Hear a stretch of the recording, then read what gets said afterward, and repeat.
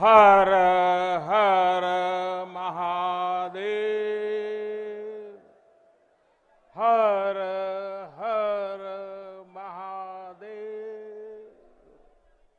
नमः पार्वती पते। माता अन्नपूर्णा की, गंगा मैया की। इस ऐतिहासिक आयोजन में उपस्थित उत्तर प्रदेश की राज्यपाल श्रीमती आनंदीबेन पटेल, उत्तर प्रदेश के मुख्यमंत्री कर्मयोगी श्री योगी आदित्यनाथ जी, भारतीय जनता पार्टी के राष्ट्रीय अध्यक्ष, हम सबके मार्गदर्शक श्रीमान जेपी नड्डा जी, उप मुख्यमंत्री भाई केशव प्रसाद मौर्य जी, दिनेश शर्मा जी, केंद्र में मंत्रिपरिषद के मेरे साथी महेंद्र नाथ पांडे जी, उत्तर प्रदेश भारतीय जनता पार्टी के अध्यक्ष स्वतंत्र देव सिंह जी, यहां के मंत्री श्रीमान नीलकंठ तिवारी जी, देश के हर कोने से आए हुए पूज्य संतगण और मेरे प्यारे काशीवासी,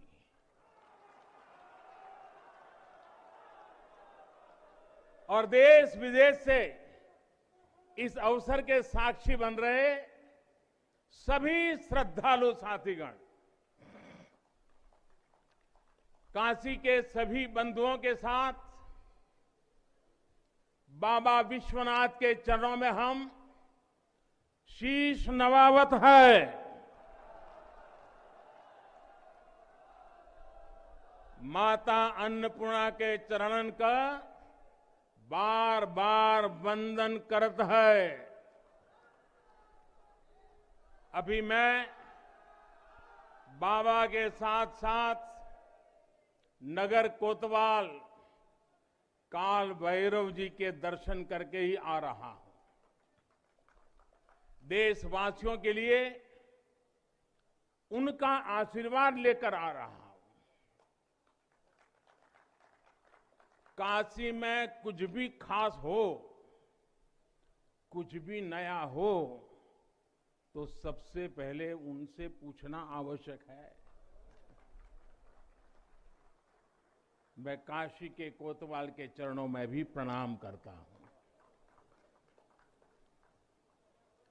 गंगा तरंग रमणीय जटा कलापम, गौरी निरंतर विभूषित वाम भागम, नारायण प्रिय मनंग मदापहारम, वाराणसी पुरपतिम भज विश्वनाथम।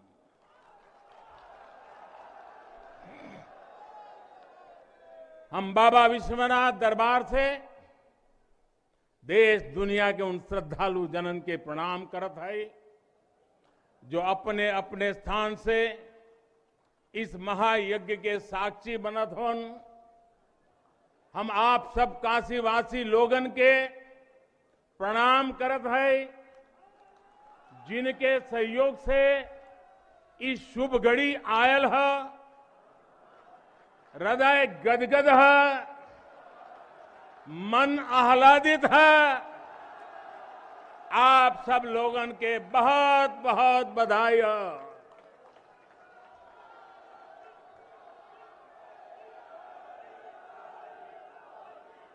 साथियों, हमारे पुराणों में कहा गया है कि जैसे ही कोई काशी में प्रवेश करता है, सारे बंधनों से मुक्त हो जाता है। भगवान विश्वेश्वर का आशीर्वाद, एक अलौकिक ऊर्जा यहां आते ही हमारे अंतर आत्मा को जागृत कर देती है। और आज तो इस चीर चैतन्य काशी की चेतना में एक अलग ही स्पंदन है। आज आदि काशी की अलौकिकता में एक अलग ही आभा है। आज शाश्वत बनारस के संकल्पों में एक अलग ही सामर्थ्य दिख रहा है। हमने शास्त्रों में सुना है, जब भी कोई पुण्य अवसर होता है तो सारे तीर्थ, सारी देवीय शक्तियां बनारस में बाबा के पास उपस्थित हो जाती है। कुछ वैसा ही अनुभव आज मुझे बाबा के दरबार में आकर हो रहा है। ऐसा लग रहा है कि हमारा पूरा चेतन ब्रह्मांड इससे जुड़ा हुआ है। वैसे तो अपनी माया का विस्तार बाबा ही जाने, लेकिन जहां तक हमारी मानवीय दृष्टि जाती है, विश्वनाथ धाम के इस पवित्र आयोजन के इसे समय पर इस समय पूरा विश्व जुड़ा हुआ है। साथियों, आज भगवान शिव का प्रिय दिन सोमवार है। आज विक्रम संवत 2078 मार्गशीर्ष शुक्ल पक्ष दशमी तिथि एक नया इतिहास रच रही है।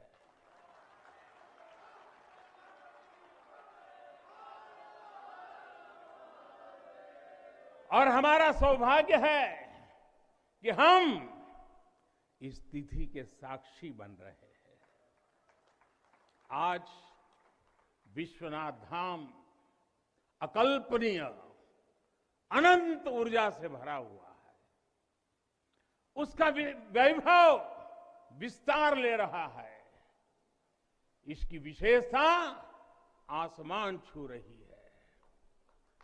यहां आसपास जो अनेक प्राचीन मंदिर लुप्त हो गए थे, उन्हें भी पुनः स्थापित किया जा चुका है।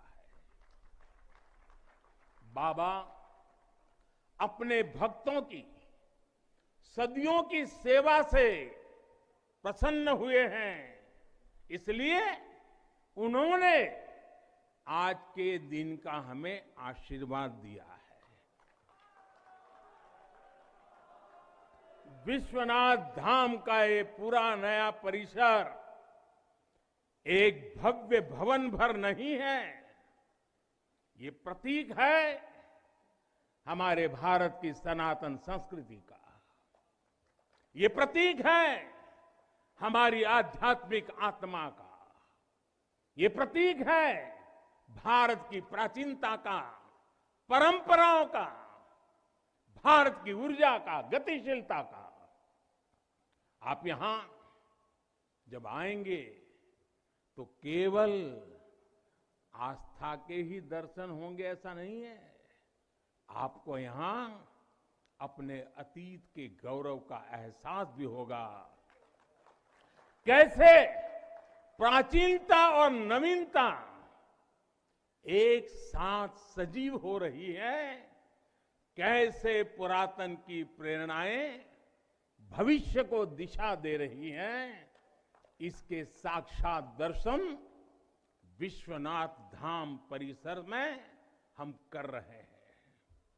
साथियों, जो मां गंगा उत्तर वाहिनी होकर बाबा के पांव पखारने काशी आती है, वो मां गंगा भी आज बहुत प्रसन्न होगी।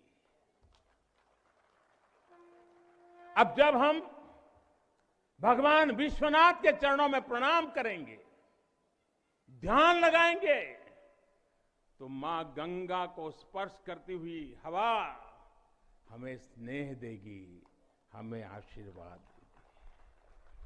और जब मां गंगा उन्मुक्त होगी, प्रसन्न होगी, तो बाबा के ध्यान में हम गंग तरंगों की कलकल, गंग तरंगों की कलकल का दैवीय अनुभव भी कर सकेंगे।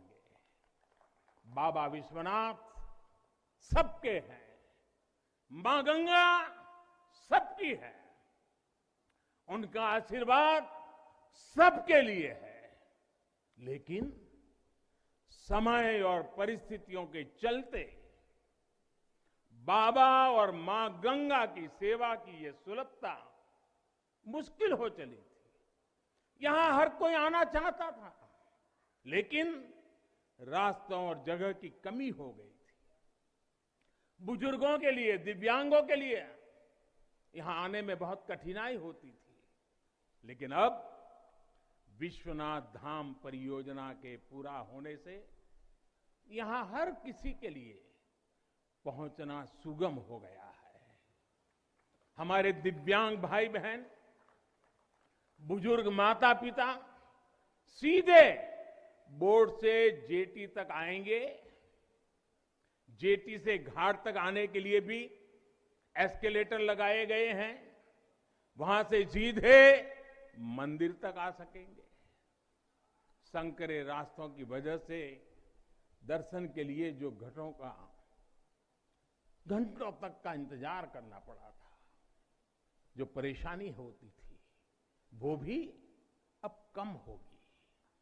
पहले यहां जो मंदिर क्षेत्र केवल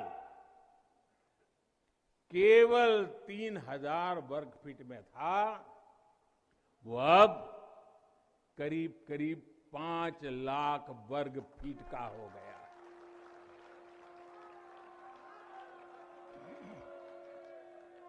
अब मंदिर और मंदिर परिसर में 50, 60, 70 हजार श्रद्धालु आ सकते हैं। यानी पहले मां गंगा का दर्शन स्नान और वहां से सीधे विश्वनाथ धाम, यही तो है। हर हर महादेव। साथियों, जब मैं बनारस आया था तो एक विश्वास लेकर आया था। विश्वास अपने से ज्यादा बनारस के लोगों पर था, आप पर था। आज हिसाब किताब का समय नहीं है, लेकिन मुझे याद है तब कुछ ऐसे लोग भी थे जो बनारस के लोगों पर संदेह करते थे। कैसे होगा ही नहीं, यहां तो ऐसे ही चलता है। ये मोदी जी जैसे बहुत आके गए।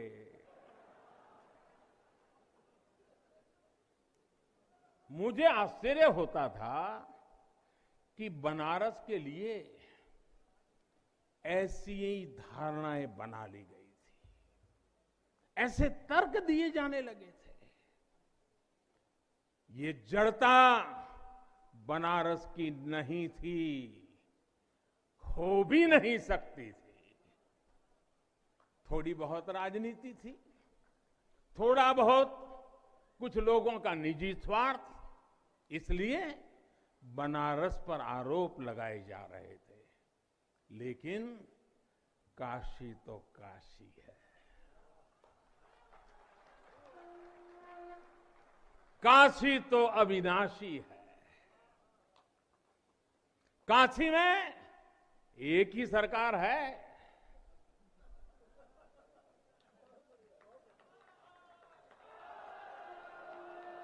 जिनके हाथों में डमरू है, उनकी सरकार है। जहां गंगा अपनी धारा बदलकर बहती हो, उस काशी को भला कौन रोक सकता है। काशी खंड में भगवान शंकर ने खुद कहा है, बिना मम प्रसादम वै कह काशी प्रति प्रद्युत्ते। अर्थात बिना मेरी प्रसन्नता के काशी में कौन आ सकता है, कौन इसका सेवन कर सकता है। काशी में महादेव की इच्छा के बिना न कोई आता है और न यहां उनकी इच्छा के बिना कुछ होता है। यहां जो कुछ होता है महादेव की इच्छा से होता है। ये जो कुछ भी हुआ है महादेव ने ही किया है।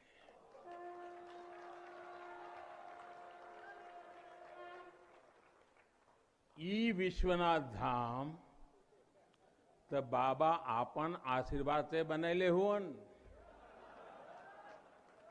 उनकर इच्छा के बिना का कोई पत्ता हिल सकेला? कोई कितना बड़ा हवे तो अपने घरे का होइए, ऊ बोलिए तबे कोई आ सकेला, कुछ कर सकेला। साथियों, बाबा के साथ अगर किसी और का योगदान है तो वो बाबा के गणों का है। बाबा के गण यानी हमारे सारे काशीवासी जो खुद महादेव के ही रूप है। जब भी बाबा को अपनी शक्ति अनुभव करानी होती है वो काशी वासियों का माध्यम ही बना देते हैं। फिर काशी करती है और दुनिया देखती है।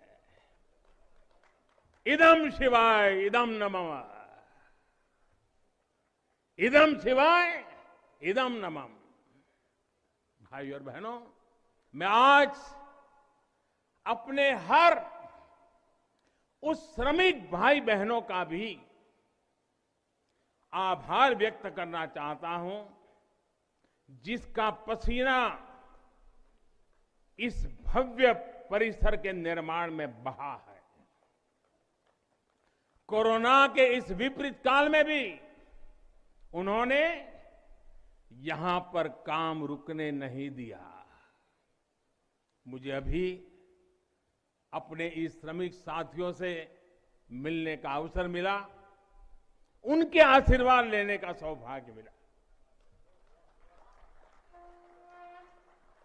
हमारे कारीगर, हमारे सिविल इंजीनियरिंग से जुड़े लोग, प्रशासन के लोग, वो परिवार जिनके यहां घर हुआ करते थे, मैं सभी का अभिनंदन करता हूं।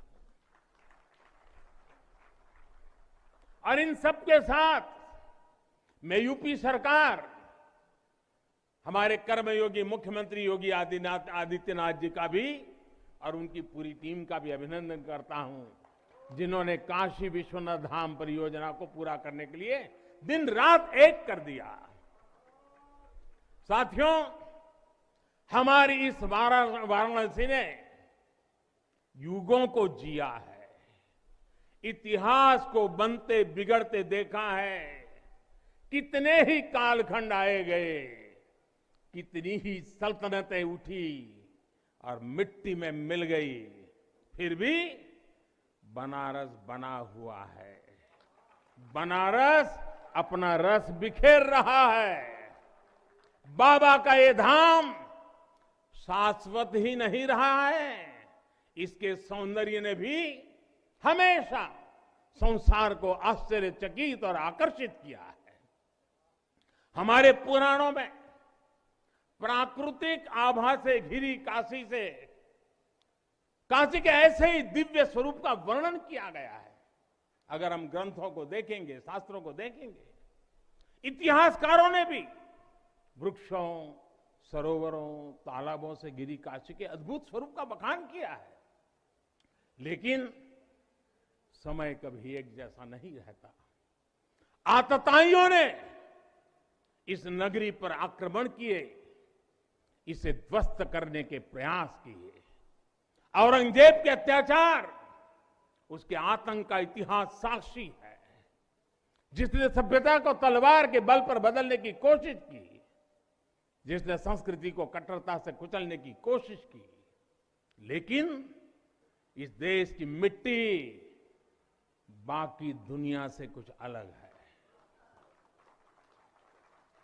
यहां अगर औरंगजेब आता है तो शिवाजी भी उठ खड़े होते हैं।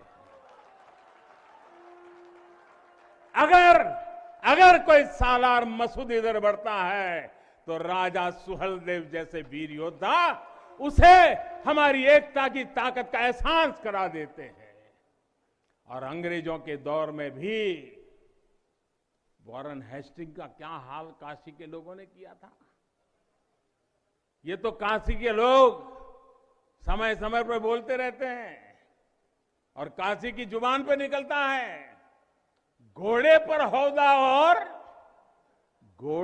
होदा और हाथी पर जिन जान लेकर भागल वॉरेन हेस्टिंग। साथियों, आज समय का चक्र देखिए, आतंक के वो पर्याय इतिहास के काले पन्नों तक सिमट कर रह गए हैं और मेरी काशी आगे बढ़ रही है, अपने गौरव को फिर से नई भव्यता दे रही है। साथियों, काशी के बारे में मैं जितना बोलता हूं उतना डूबता जाता हूं, उतना ही भावुक हो जाता हूं। काशी शब्दों का विषय नहीं है, काशी संवेदनाओं की सृष्टि है। काशी वो है जहां जागृति ही जीवन है। काशी वो है जहां मृत्यु भी मंगल है। काशी वो है जहां सत्य ही संस्कार है। काशी वो है जहां प्रेम ही परंपरा है। भाइयों बहनों, हमारे शास्त्रों ने भी काशी की महिमा गाते हुए आखिर में क्या कहा? नेति नेति ही कहा है।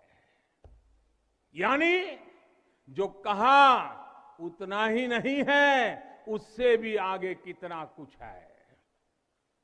हमारे शास्त्रों ने कहा है, शिवम ज्ञायन इति ब्रूयो, शिवः शब्दार्थ चिंतका, अर्थात शिव शब्द का चिंतन करने वाले लोग शिव को ही ज्ञान कहते हैं। इसलिए ये काशी शिवमयी है, ये काशी ज्ञानमयी है और इसलिए ज्ञान, शोध, अनुसंधान ये काशी और भारत के लिए स्वाभाविक निष्ठा रहे हैं। भगवान शिव ने स्वयं कहा है, सर्व क्षेत्रेषु भूपृष्ठे, सर्व क्षेत्रेषु भूपृष्ठे काशी क्षेत्रम च मे वपु, अर्थात धरती के सभी क्षेत्रों में काशी साक्षात मेरा ही शरीर है। इसलिए यहां का पत्थर, यहां का हर पत्थर शंकर है। इसलिए हम अपनी काशी को सजीव मानते हैं और इसी भाव से हमें अपने देश के कण कण में मातृभाव का बोध होता है। हमारे शास्त्रों का वाक्य है, दृश्यते स्वर्ग सर्वे है, काश्यम विश्वेश्वर तथा, यानी काशी में सर्वत्र हर जीव में भगवान विश्वेश्वर के ही दर्शन होते हैं। इसलिए काशी जीवत्व को सीधे शिवत्व से जोड़ती है। हमारे ऋषियों ने भी कहा है, विश्वेश्वम शरणम याया समे बुद्धि प्रदास्यति, अर्थात भगवान विश्वेश्वर की शरण में आने पर समबुद्धि व्याप्त हो जाती है।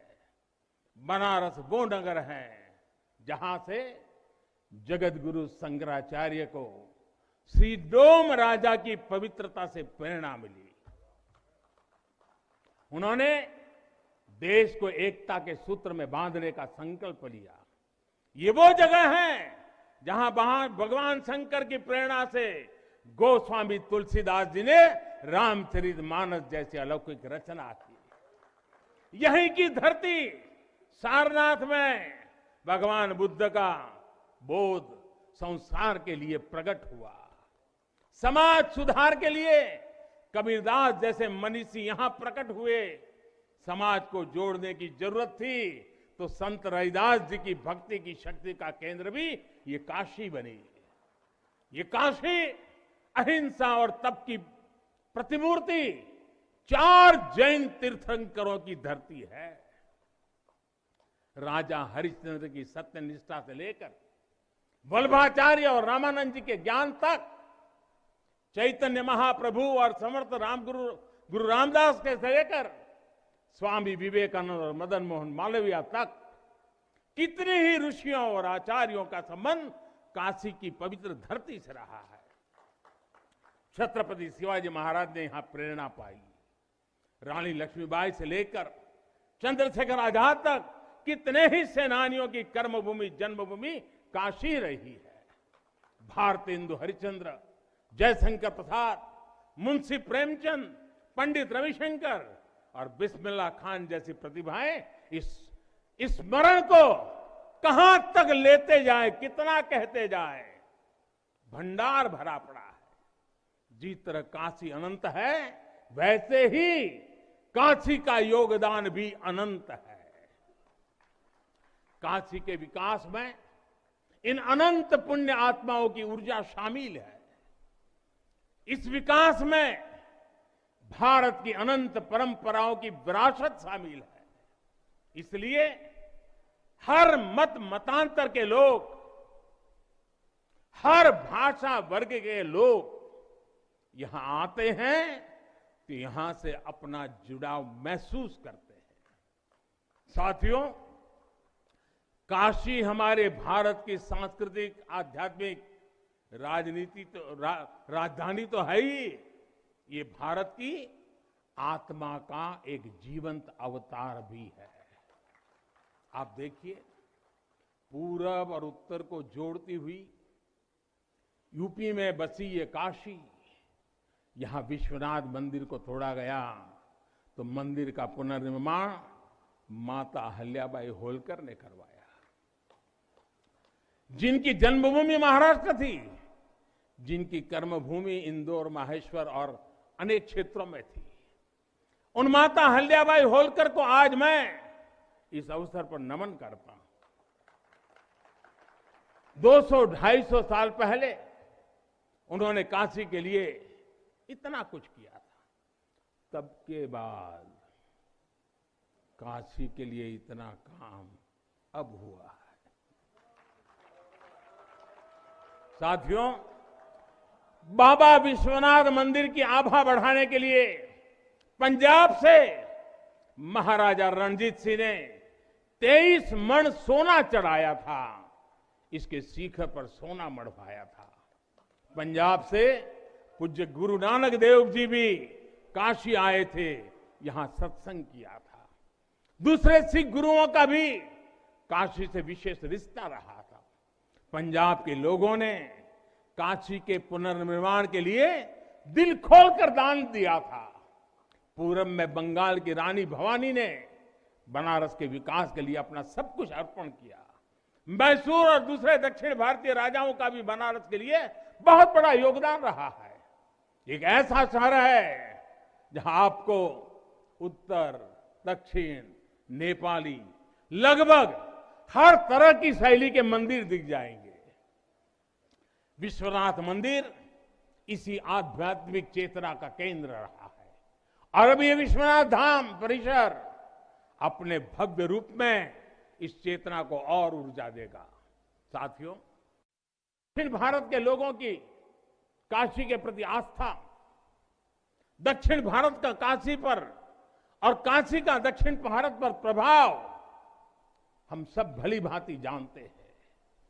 एक ग्रंथ में लिखा है, तेनोपयाथेन कदाचनात् वाराणसीम पाप निवारणम आवादी वाणी बलिना सविष्यन विलोक्य लीला वासरे विलिप्ता, कन्नड़ भाषा में कहा गया है।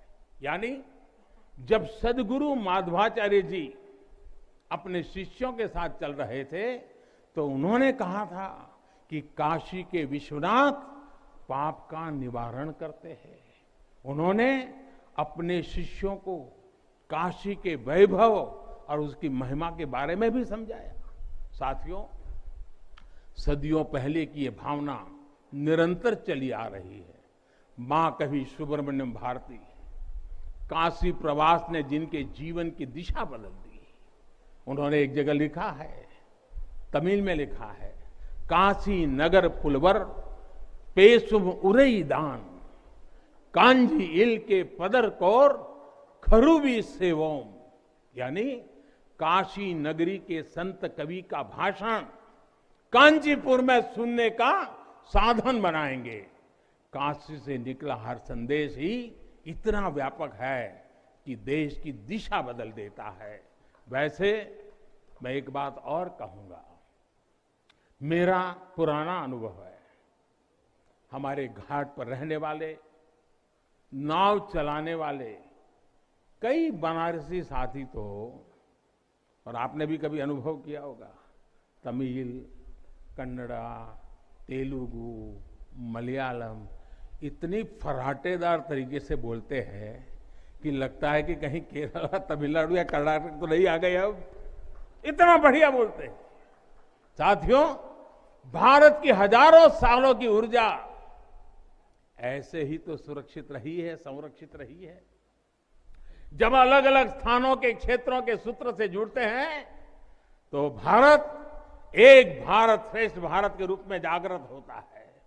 इसलिए हमें सौराष्ट्र सोमनाथम से लेकर अयोध्या, मथुरा, माया, काशी, कांची, अवंतिका का हर दिन स्मरण करना सिखाया जाता है। हमारे यहां तो 12 ज्योतिर्लिंगों के स्मरण का ही फल बताया गया है। तस्य तस्य फल प्राप्ति ही भविष्यति न संशय। यानी सोमनाथ से लेकर विश्वनाथ तक 12 ज्योतिर्लिंगों का स्मरण करने से हर संकल्प सिद्ध हो जाता है, इसमें कोई संशय ही नहीं है। ये संशय इसलिए नहीं है क्योंकि स्मरण के बहाने पूरे भारत का भाव एकजुट हो जाता है, और जब भारत का भाव आ जाए तो संशय कहां रह जाता है, असंभव क्या बचता है। साथियों, ये भी सिर्फ संयोग नहीं है कि जब भी काशी ने करवट ली है, कुछ नया किया है, देश का भाग्य भी बदला है।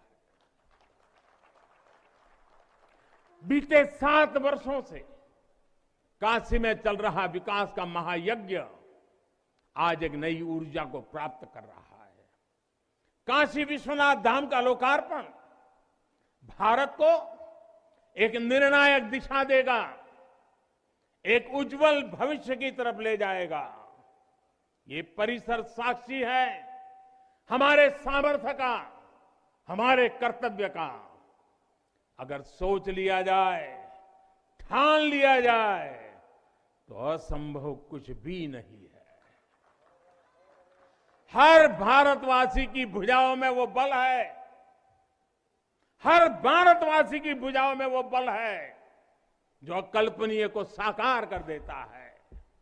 हम तब जानते हैं, हम तपस्या जानते हैं, देश के लिए दिन रात खपना जानते हैं।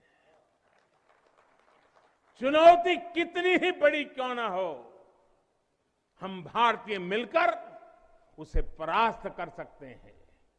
विनाश करने वालों की शक्ति कभी भारत की शक्ति और भारत की भक्ति से बड़ी नहीं हो सकती। याद रखिए, जैसी दृष्टि से हम खुद को देखेंगे, वैसी ही दृष्टि से विश्व भी हमें देखेगा।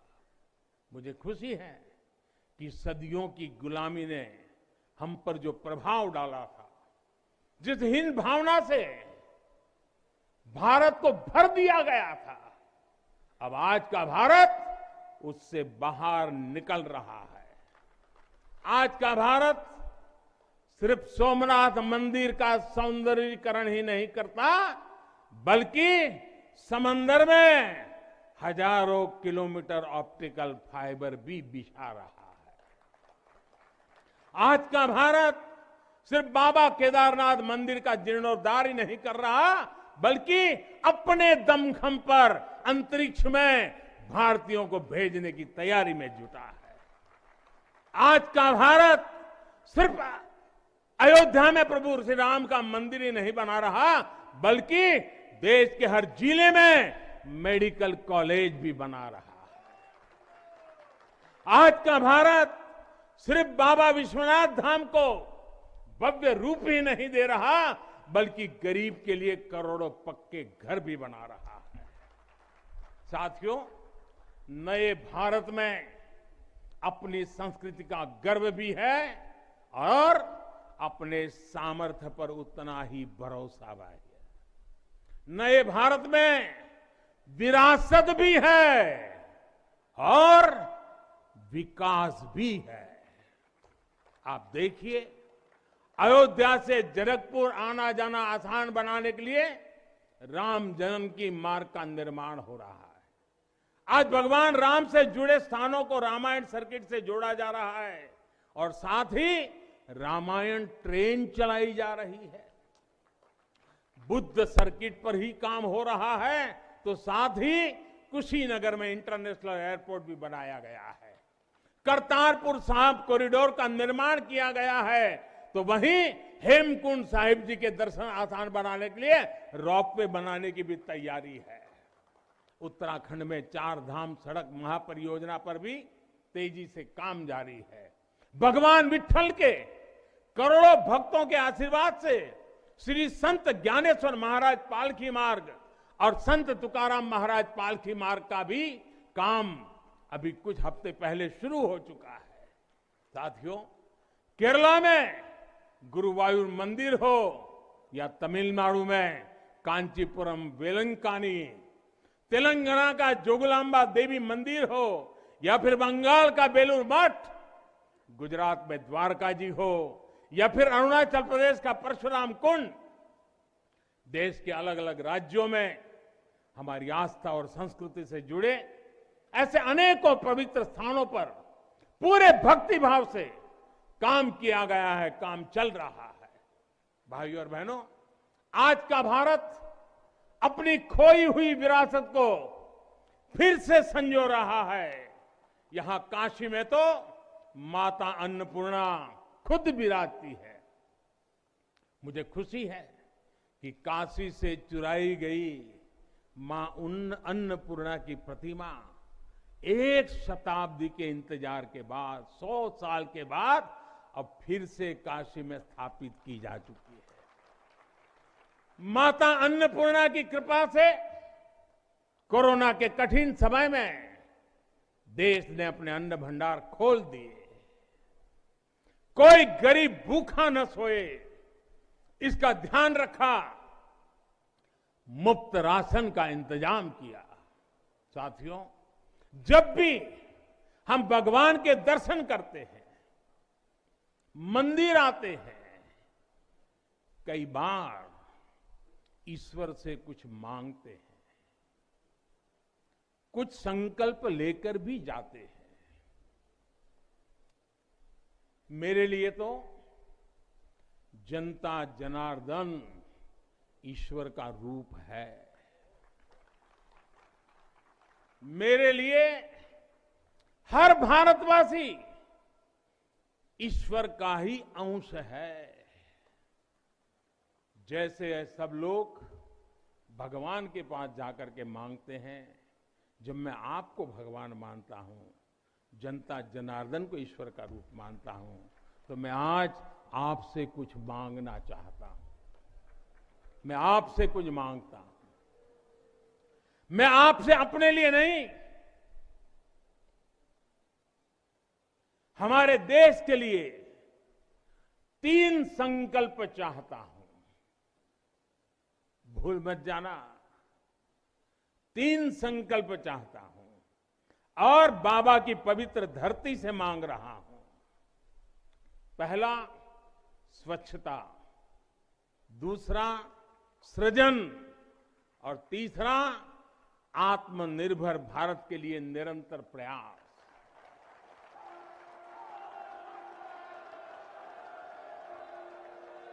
स्वच्छता जीवन शैली होती है, स्वच्छता अनुशासन होती है। ये अपने साथ कर्तव्यों की एक बहुत बड़ी श्रृंखला लेकर आती है। भारत चाहे जितना ही विकास करे, स्वच्छ नहीं रहेगा तो हमारे लिए आगे बढ़ पाना मुश्किल होगा। इस दिशा में हमने बहुत कुछ किया है, लेकिन हमें अपने प्रयासों को और बढ़ाने होंगे। कर्तव्य की भावना से भरा आपका एक छोटा सा प्रयास देश की बहुत मदद करेगा। यहां बनारस में भी, शहर में, घाटों पर स्वच्छता को हमें एक नए स्तर पर लेकर जाना है। गंगा जी की स्वच्छता के लिए उत्तराखंड से लेकर बंगाल तक कितने ही प्रयास चल रहे हैं। नमामि गंगे अभियान की सफलता बनी रहे, इसके लिए हमें सजग होकर काम करते रहना होगा।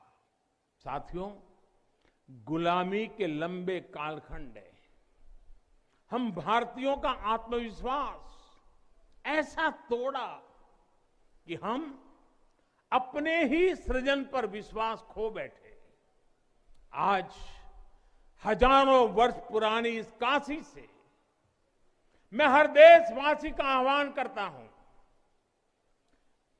पूरे आत्मविश्वास से सृजन करिए, इनोवेट करिए, इनोवेटिव तरीके से करिए।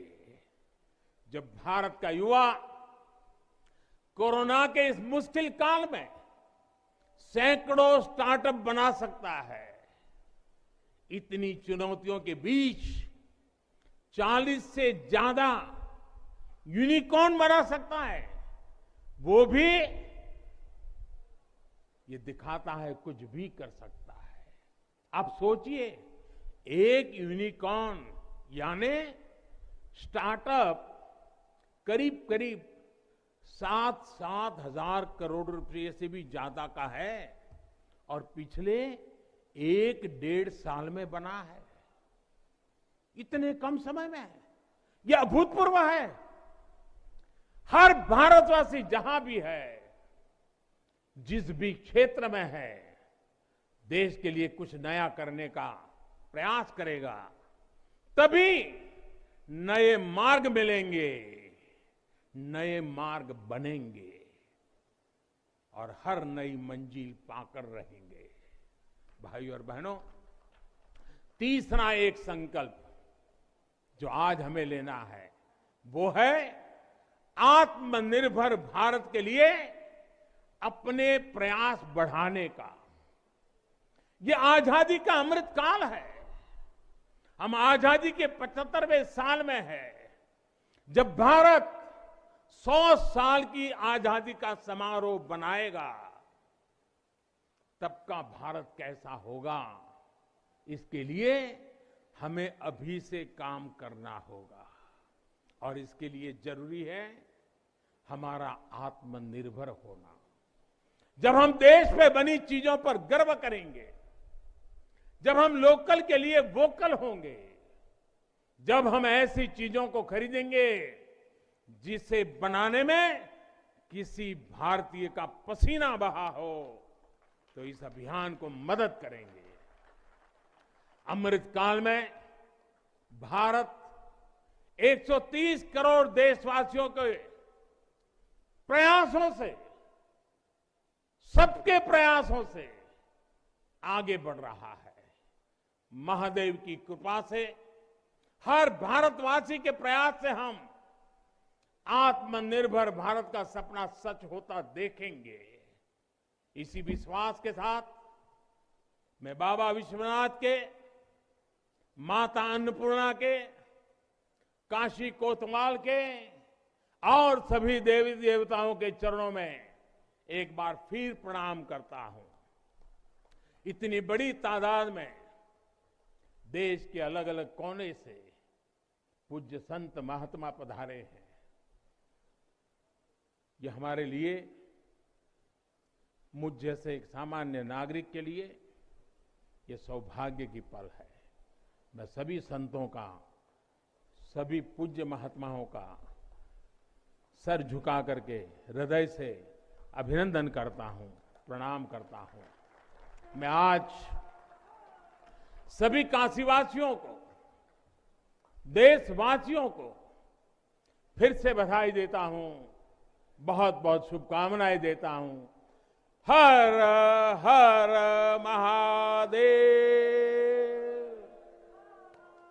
हर हर महादेव, हर हर महादेव।